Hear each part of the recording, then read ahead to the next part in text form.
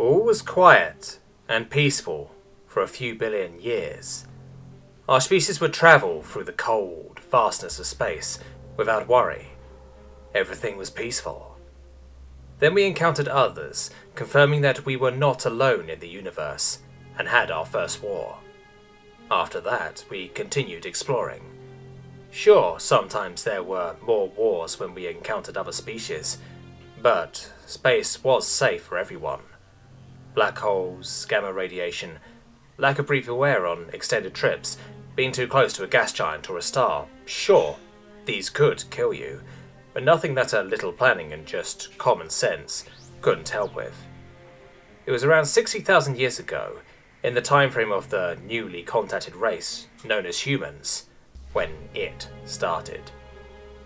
At first it was just a destroyed ship that was found floating. We had no clue what caused it.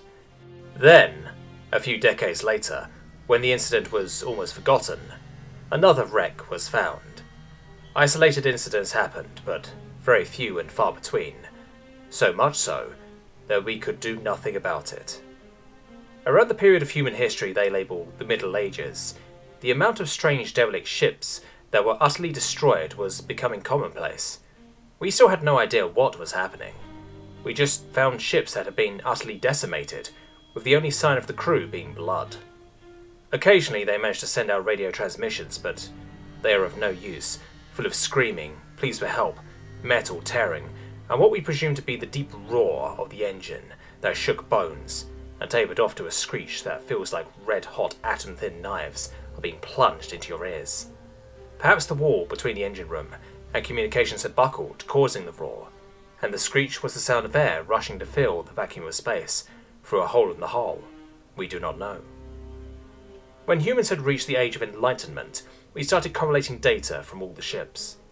Whatever it was that was destroying them, the attacks were coming outwards in a ring. When they reached the Industrial Revolution, we were getting reports of creatures. Descriptions varied from giant serpentine beings made of darkness to balls of light that made anything that followed them disappear.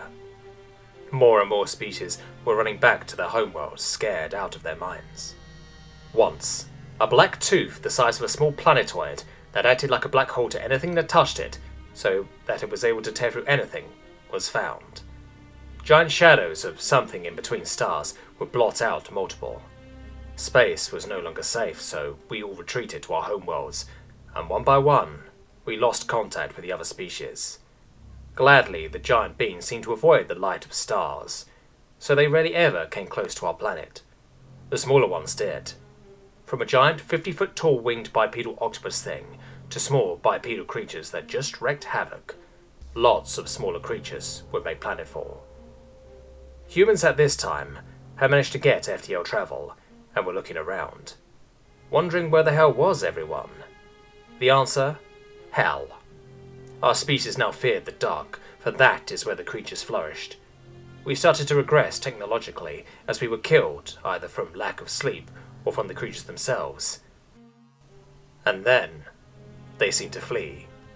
A week later, we received a transmission. This is the captain of the SSUN speaking on behalf of humanity. We come in peace.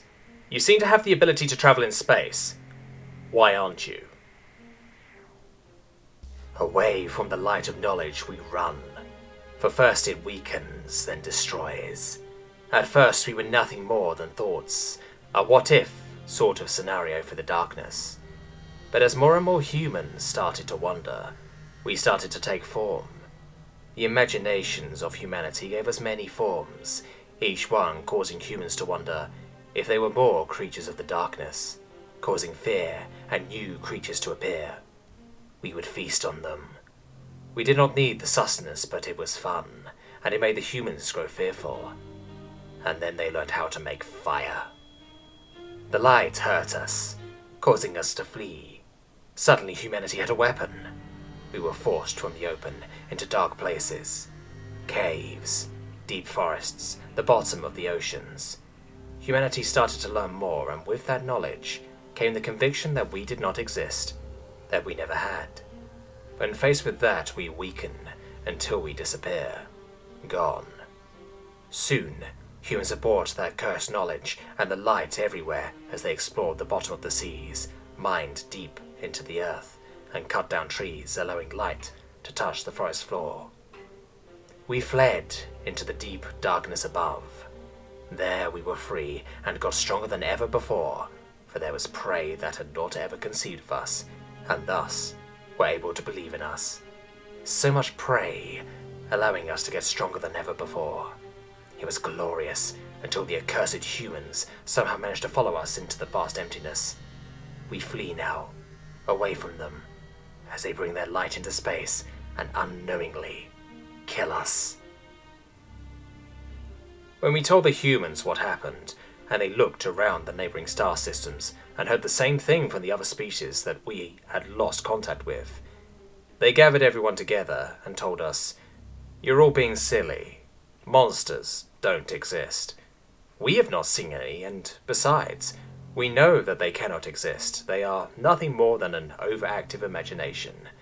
We have seen mass hallucinations before, so don't worry. This, while being bigger in scope, has a rational explanation."